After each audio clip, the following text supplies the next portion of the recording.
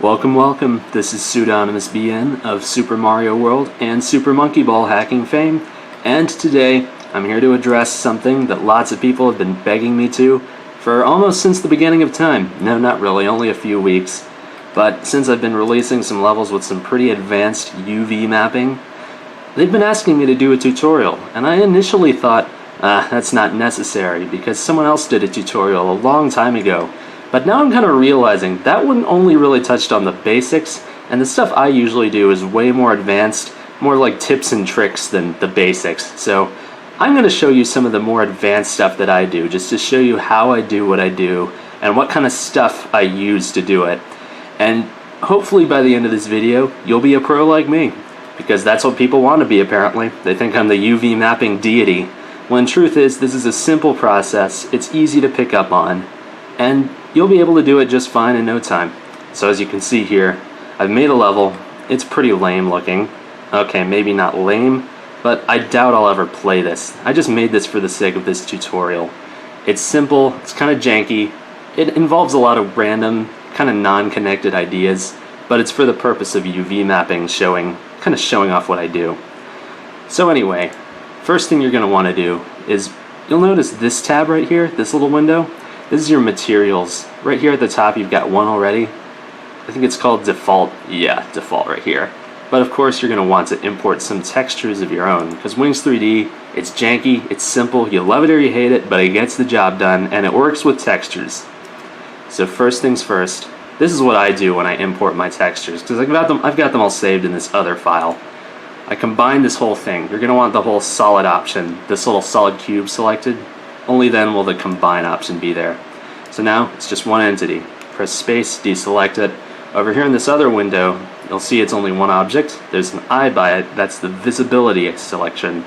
You just uncheck that and you can't see it anymore. It's still there though, don't worry. I didn't get rid of it.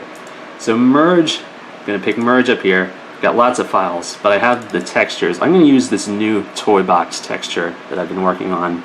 And here it is. You can see how I have it stored here in a bunch of random cubes. This is every texture we're going to need to use. And what I'm going to do, now that I've got the textures in here, they're all in this little tab, you don't need these cubes, so they're gone. That's just the method I use. Really, you can import them all into your regular stage, just your actual model if you want to. I just do that because it's convenient. You can import the cubes to any other stage you want to texture with the textures that those cubes contain. And anyway, now we've got them all here. So what we want to do next, first things first, you're going to want to UV map this whole thing. And that requires it to be one entity, which we already did. But we're going to go to UV mapping, right click it, you open up this window.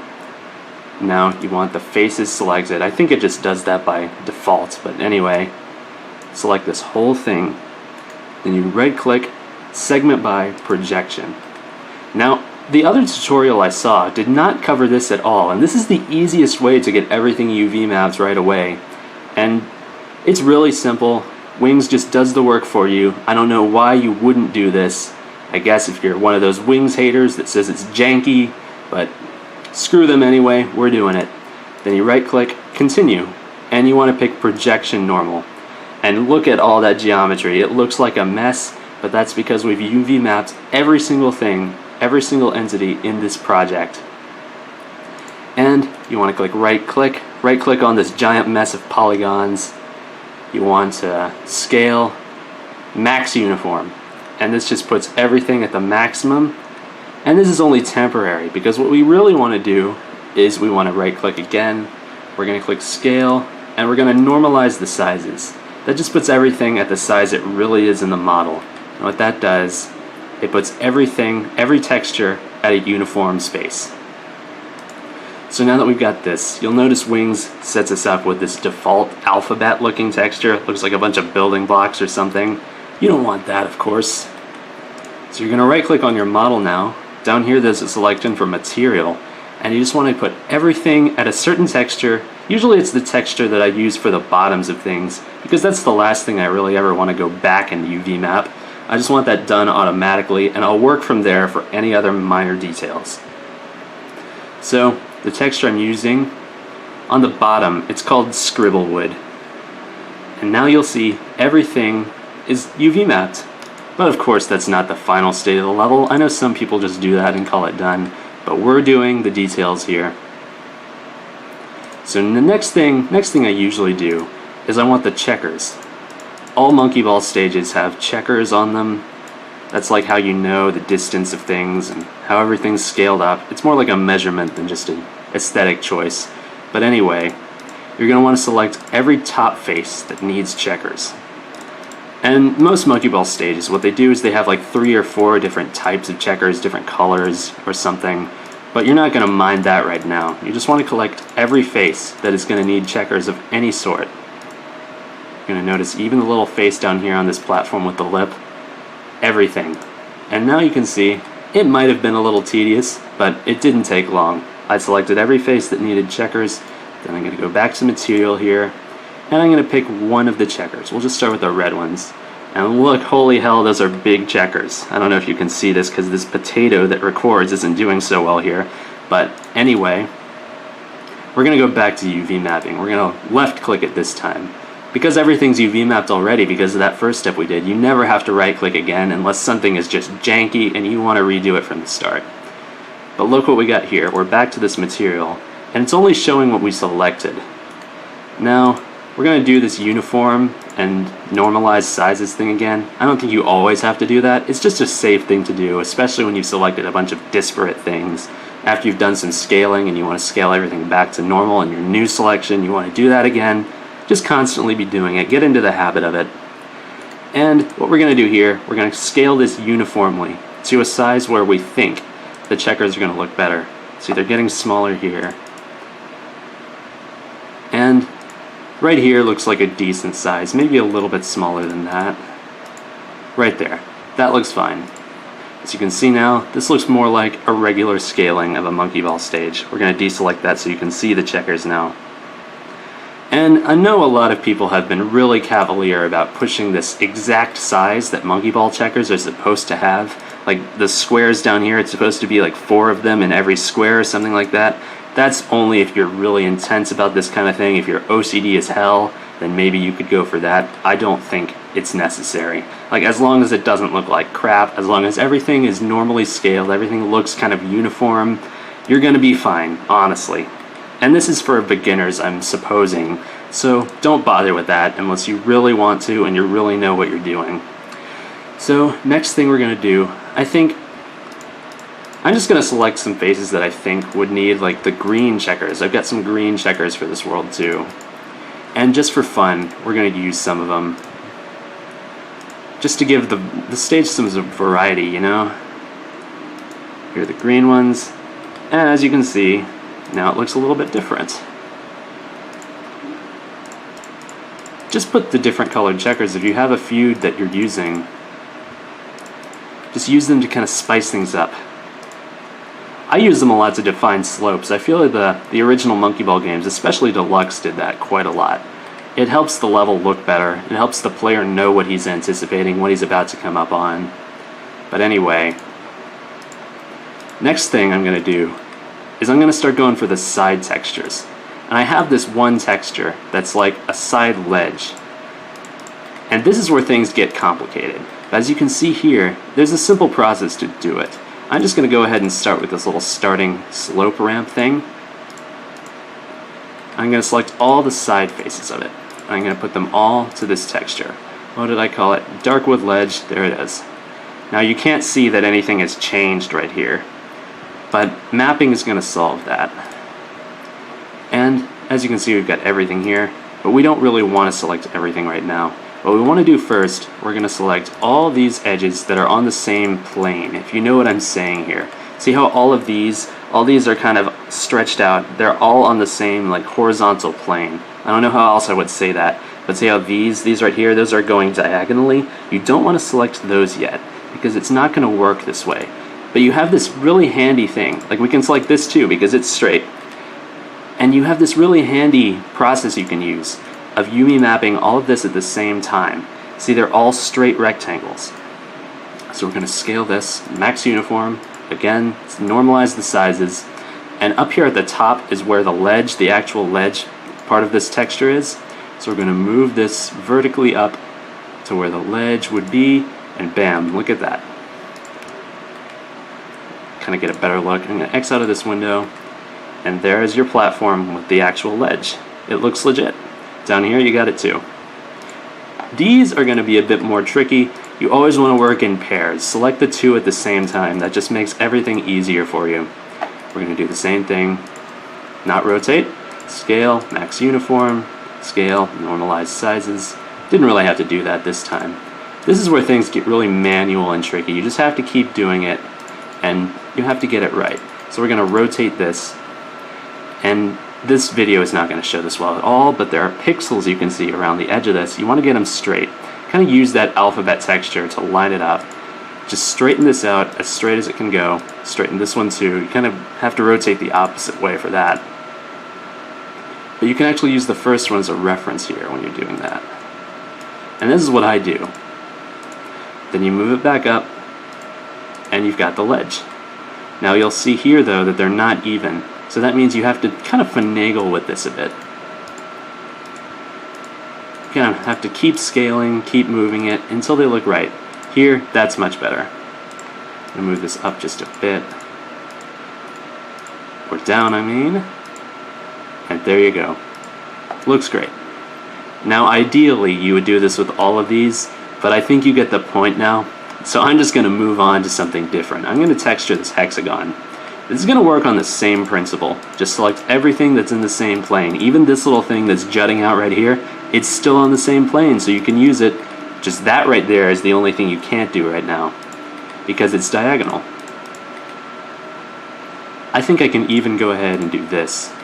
Even though they're differently scaled, they're still on the same plane. You might as well do it at the same time. See, a big deal of UV mapping, it's always just figuring out what you have to do in one fell swoop. And that's just how you work efficiently, how you work fast.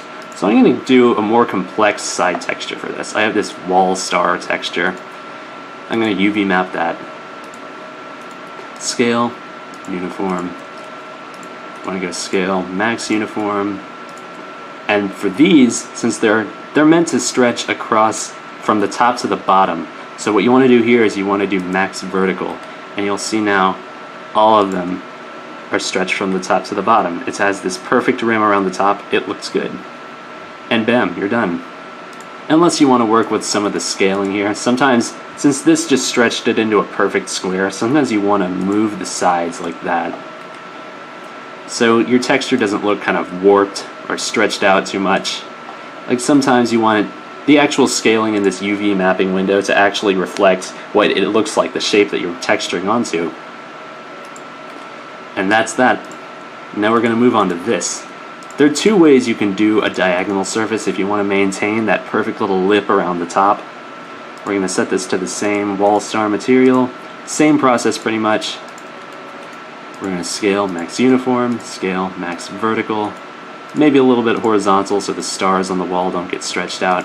But now you can see the lip got interrupted because the texture here doesn't actually align perfectly. And one thing you can use sometimes, I use this sparingly because it doesn't always look the best. But you select the two vertexes right here. These are the vertexes at the bottom of the sloped parts. Then you can scale these, you can move them up so it actually looks like a rectangle. And you can see right here, this shape responded. It actually has this rectangular texture even though it's more of like a trapezoidal shape. And it looks better. But if it's a really severe kind of trapezoidal shape, the texture just does not respond well. It always depends on what you're using. It depends on what texture you want to put on that thing. But you just have to make the judgment call at that point. I think right here it's going to look fine though. And we can do the same thing for these. These are all in the same plane. You get the idea now. We're going to use the green material for those. Scale, max uniform. Scale, max vertical, and you got your textures. And now for these sides, we're going to do the same thing.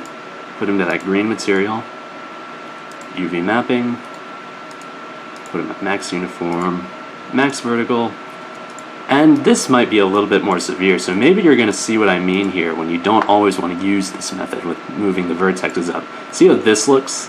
Look at how that texture just got completely warped at the end right here. That doesn't always look good. But there is an alternative. Sometimes it doesn't look good either, but again, it's just a judgment call you have to make sometimes. If you rotate these like this, so that the side with the lip is aligned to the actual slope of the object, and you rotate them all like that. Just move them so they're perfectly straight. Do it with these two. And again, because we selected all of them at the same time, they're all just going to work out perfectly. You can use them to align each other. And now we're going to move this up to the top where the actual lip part of the texture is. And there you go. That looks way more decent than the last thing we did. It doesn't look as distorted. Maybe the bottom is kind of clipped off, but it definitely looks better than the last thing. A player's going to notice the difference, for sure. Now another thing I want to demonstrate real quick is I did this curve right here just to show you the extent of like selecting the same plane.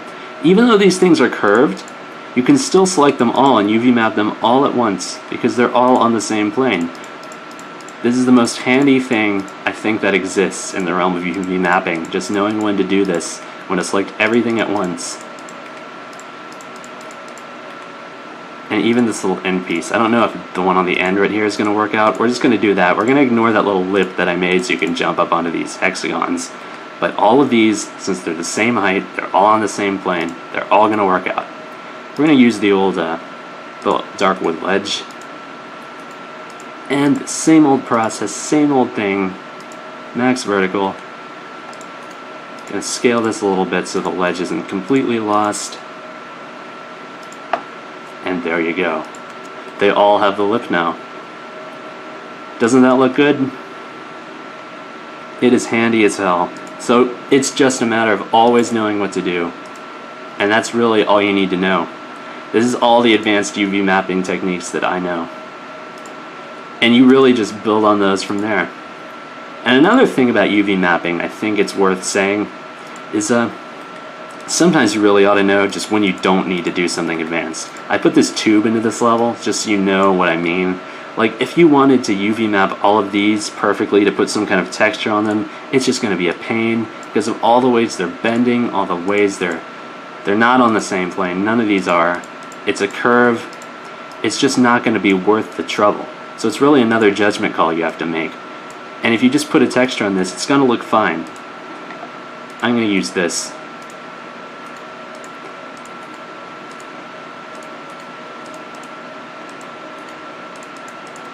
So sometimes you can get something like that. It looks just fine. You don't have to worry about any of the trouble of doing anything advanced there. You're going to be fine with that. And this little last platform right here, I put this in because a lot of platforms in Monkey Ball levels have these lips around the edges. They're like little guard walls or something. And a lot of times I like to texture those too, just the insides of these. And the way they cut off like that, you can even put the little end piece on there. And we're going to use this. I think this is going to be the last thing we do here. And it's the same process. I shouldn't even have to say anything now. You should all know this by heart. You know how this goes. This is like going to be the story of your life. This is the Holy Bible right here. Everything you have to do. Just one little process. And there you go. It has a little ledge now. But you can see the wood. I think the grain is kind of stretched out a bit. So this is where the horizontal finagling comes into play. You can stretch it out like that. Now you can see the texture is kind of responding better. You can see more of the wood planks right there. And there you go. This level looks fine now. There's lots of extra details I think I would add if I were actually going to put this into a game. Like I would texture the sides of these hexagons, you know, let's do that real quick, just for poopsies and giggles. But as of now, it really looks fine. It's just a matter of knowing when to stop, knowing when you can always add more details. See, this is one extra material I have. And there you go, now these are textured. And And if I was going to put this in the actual game, I would finish these up too. But you know how I would do that already, so I don't need to show you. The level looks fine. I think it's done. I hope you enjoyed this tutorial. I know I skipped through a lot of the basics, because there's more basic tutorials about Wings 3D. You can find those everywhere. You should know how to use it by now if you're looking at this. I hope I taught you something, and happy UV mapping.